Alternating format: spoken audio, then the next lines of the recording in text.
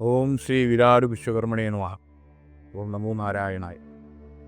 ശ്രീപത്മനാഭസ്വാമി ക്ഷേത്രത്തോളം പഴക്കമുള്ള ഒരു ആചാരമാണ് പള്ളിവില്ലെന്ന ഓണവില്ല് സമർപ്പണം. ഞങ്ങളുടെ കുടുംബം തമിഴ്നാട്ടിലെ തഞ്ചാവൂർ കാഞ്ചീപുരത്തു നിന്ന് വന്ന് പത്മനാഭസ്വാമി ക്ഷേത്രം പണിയുന്നതിന് വേണ്ടി വന്ന തിരുവിതാംകൂറിൻ്റെ വിവിധ ഭാഗങ്ങളിൽ താമസിക്കുന്ന ശില്പി പരമ്പരയിൽപ്പെട്ട ഒരു കുടുംബാണ്. ഇവിടെ 8 തലമുറകളായിട്ട് ഞങ്ങൾ ഈ കരമന ദേശത്ത് താമസം. പത്മനാഭസ്വാമി ക്ഷേത്രത്തിൻ്റെ സ്ഥപതി ശില്പി പാരമ്പര്യം.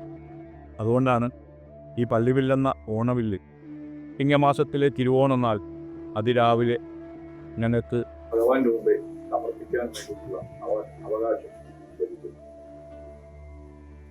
വളരെ പവിത്രമായിട്ട് ചെയ്തെടുക്കുന്ന ഒന്നാണ് ഈ പള്ളിവില്ലെന്ന ഓണവില്ല്. നൂറ്റാണ്ടുകൾക്ക് മുമ്പ് തുടങ്ങിയ ഈ ആചാരം ഇപ്പോഴും ഈ കുടുംബത്തിൽ ആചരിച്ചു വരുന്ന തലമുറകളായിട്ട് കൈമാറി വരും. ഇതിന് ഐതിഹ്യമായിട്ട് പറയുന്നത് മഹാവിഷ്ണു തൻ്റെ അവതാരമായ വാമന അവതാരത്തിൽ നിന്നും വിശ്വരൂപം കാണിച്ചു കൊടുക്കുന്നു മഹാബലി മഹാവിഷ്ണുവിൻ്റെ വിശ്വരൂപം കണ്ടതിന് ശേഷം കേരളത്തിലെ പ്രജകളെ കാണാൻ വേണ്ടിയിട്ട് വർഷത്തിൽ ഒരു പ്രാവശ്യം വന്നു പോകുമ്പോൾ മഹാവിഷ്ണു വീണ്ടും അവതാരങ്ങൾ എടുക്കുമെന്നും ഈ അവതാര കഥകൾ കൂടി കാണാനുള്ള ആഗ്രഹം പറയും. മഹാവിഷ്ണു പ്രപഞ്ച ശില്പിയായ വിശ്വകർമ്മദേവനെ പ്രത്യക്ഷപ്പെടുത്തി മഹാബലിയുടെ ആഗ്രഹം അറിയിച്ചു. വിശ്വകർമ്മദേവൻ മഹാവിഷ്ണു എടുത്ത അവതാരങ്ങൾ 5 തുടർന്നെടുക്കാൻ പോകുന്ന അവതാരങ്ങൾ 5 ചേർപ്പു ദശാവതാര വില്ലായിട്ട് വരച്ചിക്കായി.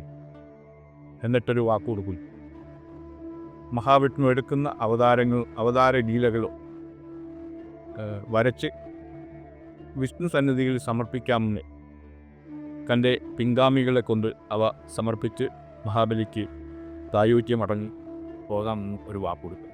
അപ്രകാരം നടക്കുന്ന ഒരു ചടങ്ങാണ് ഈ പള്ളിവില്ലെന്ന ഓണവില്ല് സമർപ്പണം. ദേവഗണത്തിൽപ്പെട്ട പലകയിലാണ് ഈ ചിത്രങ്ങൾ വരയ്ക്കുന്നത്. കടമ്പ്, മഹാഗണി എന്ന വൃക്ഷങ്ങളുടെ പലക വഞ്ചിയുടെ മാതൃകയിൽ അറുത്തെടുത്ത് അവയിലാണ് നിറക്കൂട്ടുകൾ കൊണ്ട് ചിത്രങ്ങൾ ആലേഖനം ചെയ്യും.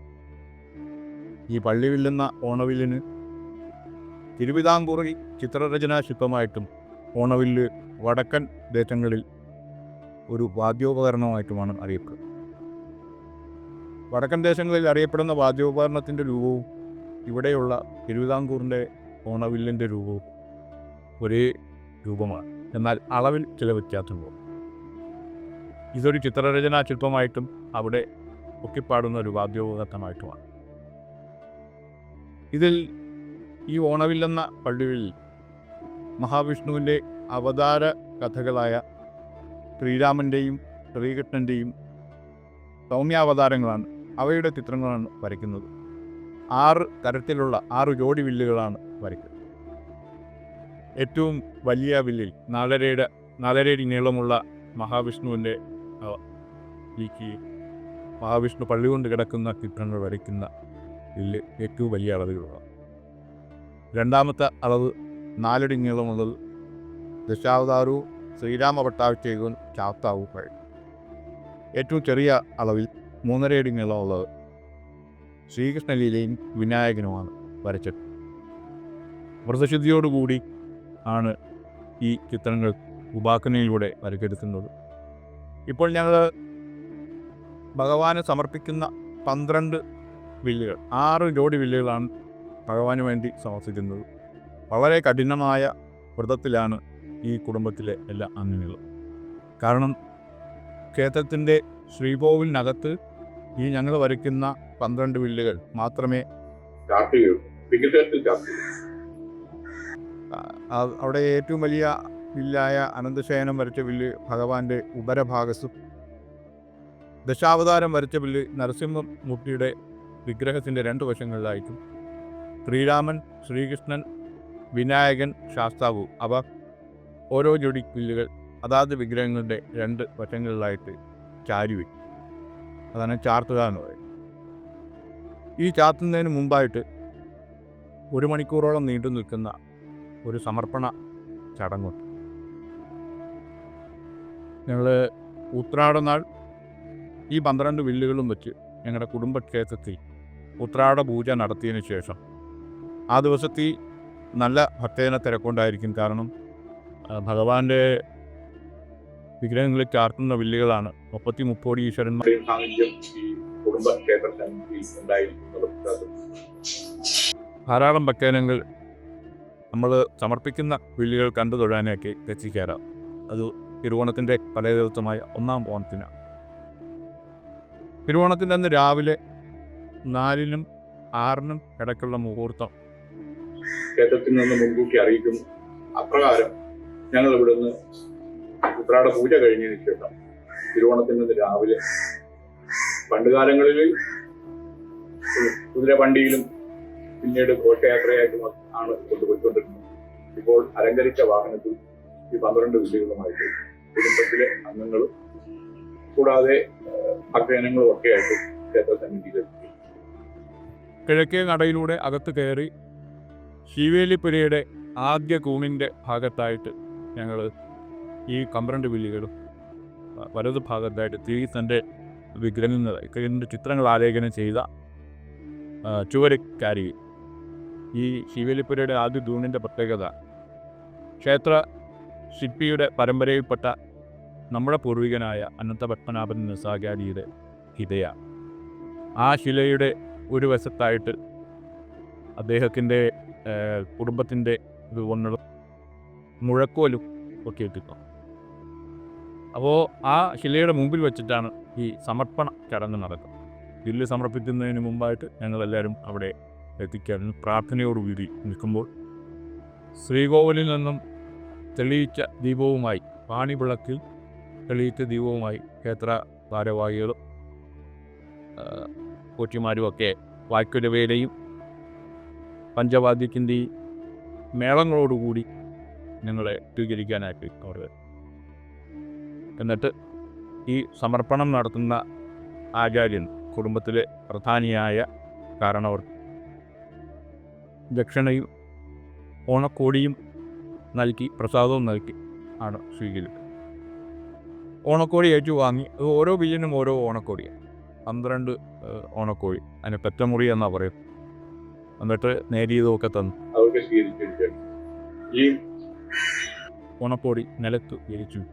അതിനുശേഷം ഓരോ വില്ലുകൾ കഴിഞ്ഞ തലമുറയിലെ ഒരു കാരണവരുണ്ടായിരിക്കും. ആ കാരണവരിൽ നിന്നും ഈ ഇപ്പോഴത്തെ ചടങ്ങ് നടത്തുന്ന കാരണവർ ഏറ്റുവാങ്ങി, തൊഴുത് ഏറ്റുവാങ്ങി. തുടർന്ന് ഭഗവാനെ ഉയർത്തി കാണിക്കുകയും എന്നിട്ട് അവിടെ നിൽക്കുന്ന ഓരോ ഭക്തരെയും ഈ വില്ലുകൾ ഓരോന്നായിട്ട് കാണിച്ച് സഹോദരങ്ങളെ ഏൽപ്പിക്കും. ഓരോ വില്ലുകളും ഏറ്റുവാങ്ങിയ സഹോദരന്മാർ അല്ലെങ്കിൽ കുടുംബത്തിലെ അംഗങ്ങൾ അവിടെ നിൽക്കുന്ന ഓരോ ഭക്തരെയും കാണിച്ച് നിലത്ത് വിരിച്ചിരിക്കുന്ന കച്ചമുറിയിൽ വരും. എന്നിട്ട് എല്ലാവരും ഈ 12 വില്ലുകളുമായതിനു ശേഷം എല്ലാവരും ആ വില്ലുകളെ തൊഴുത് ക്ഷേത്രത്തിലെ ഭാരവാഹിയ കാവൽക്കുറുപ്പിനെ ഏൽപ്പിക്കും. ഈ വില്ലുകൾ ഏറ്റുവാങ്ങിയ കാവൽക്കുറുപ്പ് ശീവേലിപ്പുര ഒരു വലതു ചുറ്റി കിഴക്കേ നടയിലൂടെ അകത്ത് കയറി വീണ്ടും ശ്രീകോവിലിന് ഒരു വലതു ചുറ്റി അഭിശ്രവണ മണ്ഡപത്തിൽ വച്ചിരിക്കുന്ന പലകയിൽ 12 വില്ലുകളും മുട്ടുക. എന്നിട്ട് ഈ വില്ലുകൾക്ക് ഇരുവശങ്ങളിലായിട്ട് കുഞ്ചലവും ഞാണും പെട്ടി അലങ്കരിക്കും. കൂടെ കുരുത്തോടെയും കൂടി പറ്റി അലങ്കരിച്ചതിന് ശേഷം ഓരോ ജോഡി വില്ലുകൾ, പത്മനാഭസ്വാമിയെ വരച്ച വില്ല് ഭഗവാന്റെ പൂജാരി, ദശാവതാരം വരച്ച വില്ല് നരസിംഹമൂർത്തി പൂജാരി, ശ്രീരാമൻ, ശ്രീകൃഷ്ണൻ, വിനായകൻ, ചാത്താവ് എന്നിവ വരച്ച വില്ലുകൾ അതാത് പൂജാരിമാരും ഏറ്റുവാങ്ങി അതാത് വിഗ്രഹങ്ങളിൽ ചാർത്തുക. എന്നിട്ട് ഈ ചാർത്തിയതിനു ശേഷം ആദ്യം കണ്ടു തൊഴാനുള്ള അവകാശം ഞങ്ങൾ വരച്ച ശില്പികൾക്കാണ്. അതിനൊരു കാരണം പറയുന്നത്, നമ്മൾ ഈ ചിത്രരചനാ വേളയിൽ എന്തെങ്കിലും തെറ്റുകുറ്റങ്ങളോ ഒരു അശുദ്ധിയോ ഒക്കെ സംഭവിച്ചാൽ ഭഗവാനോട് ക്ഷമയാചിക്കാൻ വേണ്ടിയിട്ടുള്ള ഒരു അവസരവും കൂടിയാണ്. ഞങ്ങളെല്ലാം നല്ല പ്രാർത്ഥനയോടുകൂടി ഭഗവാനോട് ക്ഷമയാചിച്ചതിന് ശേഷം പുറത്തിറങ്ങുമ്പോൾ ധാരാളം ഭക്തജനങ്ങൾ ഈ ഓണവില്ല് കാർത്തിയ ഭഗവാനെ കണ്ടു തൊഴാൻ വേണ്ടിയിട്ട് വന്നു വീഴുക. വെളുപ്പിന് നടക്കുന്ന ഒരു ചടങ്ങായതുകൊണ്ട് 7:50 ആയിരിക്കും തിരുവിതാംകൂർ രാജകുടുംബാംഗങ്ങൾ വില്ല് ചാർത്തിയ ഭഗവാനെ കണ്ടു തൊഴാൻ വേണ്ടി എത്തി. തിരുവോണം, അവിട്ടം, ചതയം ഈ 3 ദിവസവും ഞങ്ങൾ വരച്ച വില്ലുകൾ വിഗ്രഹങ്ങളിൽ ചാർത്തിയിട്ടുണ്ടാകും. 4-ാമത്തെ ദിവസം അവിടുന്ന് എടുത്ത് തിരുവിതാംകൂർ രാജകുടുംബത്തിൻ്റെ പൂജാമുറി സൂക്ഷിക്കും. ഇതാണ് ചടങ്ങും ആചാരവുമായിട്ട് പറയും. ഇത് നിറക്കൂട്ടുകളായിട്ട് ഉപയോഗിക്കുന്നത് പഞ്ചവർണ്ണങ്ങളാണ്. പണ്ടുകാലത്ത് പ്രകൃതിദത്തമായ നിറങ്ങൾ ആണ് ഉപയോഗിച്ചുകൊണ്ടിരുന്നത്. ഇലച്ചാറും കനിപ്പൊടി, മഞ്ഞപ്പൊടി, വെള്ളപ്പൊടി ഒക്കെ ഉപയോഗിക്കുമായിരുന്നു എന്ന് അറിയാം. ഞങ്ങളുടെ പൂർവികർ പറഞ്ഞു തന്നിട്ടുണ്ട്. എന്നാലിപ്പോൾ കൂടുതൽ എണ്ണം വരയ്ക്കുന്നത് കൊണ്ട് ഈ പഴയ ഇലച്ചാറൊക്കെ ഇലയൊക്കെ കിട്ടാനായിട്ടുള്ള ബുദ്ധിമുട്ടുള്ളതുകൊണ്ട് ഇപ്പോൾ കളം എഴുതുന്ന പൊടിയെ ഞങ്ങൾ വരയ്ക്കാനുള്ള സൗകര്യത്തിന് അത് പ്രത്യേകമായിട്ട് അരച്ച് വളരെ ഭക്ഷിയാക്കിയതിന് ശേഷം ഇതിന് വെള്ളമാണ് അതിൻ്റെ മീഡിയമായിട്ട് ഉപയോഗിക്കുന്നത്. അതുകൊണ്ട് വളരെ ശുദ്ധമാക്കി പവിത്രമാക്കിയിട്ട് ചെയ്ത് ആണ് ചിത്രങ്ങൾ വരയ്ക്കാൻ വേണ്ടിയിട്ട്. ഇത് തടിയുടെ അളവ് തന്നെ ഏറ്റവും വലിയ അളവ് 4.5 അടി നീളമാണ്, 6 ഇഞ്ച് വീതിയാണ്, 3/4 കനമാണ് വലിയ അളവ്. രണ്ടാമത്തെ അളവ് 5 ഇഞ്ച് വീതിയും 3/4 ഇഞ്ച് കനവും വരുന്നു. 5 അടി നീളമാണ്. ഏറ്റവും ചെറിയ അളവ് 3.5 അടി നീളമാണ്. അത് 4 ഇഞ്ച് വീതിയും 3/4 ഇഞ്ച് കനവും. വഞ്ചിയുടെ മാതൃകയിലാണിത് കൊത്തിയെടുത്തത്. കേരളത്തിനെ വഞ്ചി നാടായിട്ടും തിരുവിതാംകൂറിലെ പത്മനാഭസ്വാമിയെ വഞ്ചി വാണപെരുമാളെന്നും അറിയപ്പെടുന്നു. നമ്മുടെ പത്മനാഭസ്വാമി ക്ഷേത്രത്തിൻ്റെ ഗോപുരത്തിൻ്റെ മുകൾവശത്ത് കാണുന്ന കായികപ്പുടം കഴിക്കുന്ന അത് ഒരു വഞ്ചിയുടെ മുകളിലാണ്. അതേപോലെ ആ വഞ്ചിയുടെ രൂപത്തിലാണ് ഈ പള്ളിയിൽ നിന്ന് ഓണവിതിൽ കൊത്തി എടുത്തു പോകും. പ്രധാനമായിട്ടും ഓരോ ക്ഷേത്രങ്ങളും പണി ചെയ്ത് സമർപ്പിക്കുന്ന വേളയിൽ ആ ക്ഷേത്രത്തിൻ്റെ ശില്പികൾ അവരുടേതായ ഒരു സംഭാവന നൽകാറുണ്ട്. അവരുടേതായ കലാരൂപങ്ങൾ അല്ലെങ്കിൽ കലാകൃതികൾ സംഭാവന നൽകാം. പല ക്ഷേത്രങ്ങളിലും അങ്ങനെ നമ്മൾ കാണുന്നു, അത്ഭുതങ്ങളോടുകൂടി നോക്കി കണ്ടിട്ടുണ്ട്.